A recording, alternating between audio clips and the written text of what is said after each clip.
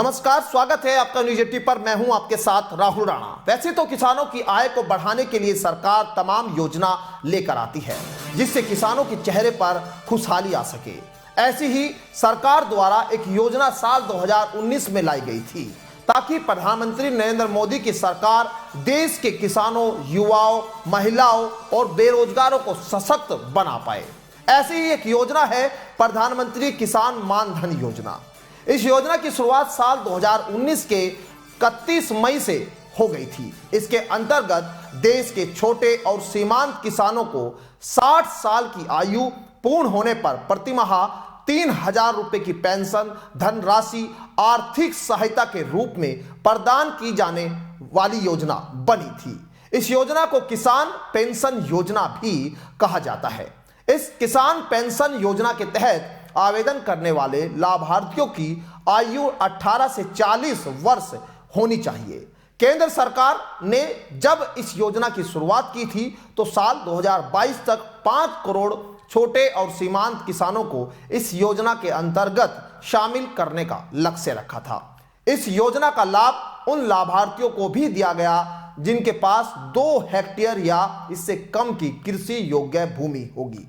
अगर लाभार्थी की किसी कारण मृत्यु हो जाती है तो लाभार्थी की पत्नी को प्रति माह 1500 रुपए दिए जाने इस योजना में रखे गए हैं। लेकिन इस योजना के अंतर्गत आवेदन करने वाले किसानों को हर महीने प्रीमियम भी देना होगा। 18 वर्ष की आयु वाले लाभार्थी को प्रति माह 55 रुपए के प्रति प्रीमियम का भुगतान करना होता है। वहीं 40 वर्ष की आयु वाले लाभार्थियों को 200 रुपए का प्रीमियम का भुगतान करना होता है। तभी वह इस योजना का लाभ 60 वर्ष की आयु पूरी होने पर किसान उठा सकते हैं।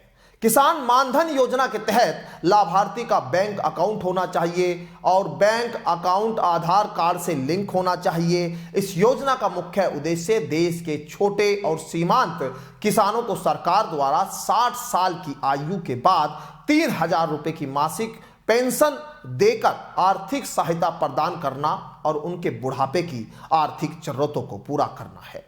पीएम किसान मानधन योजना के तहत किसानों को सामाजिक सुरक्षा प्रदान करना और उनके भविष्य को सुरक्षित करना और देश के कमजोर किसानों का विकास करना मजबूत बनाने का लक्ष्य है।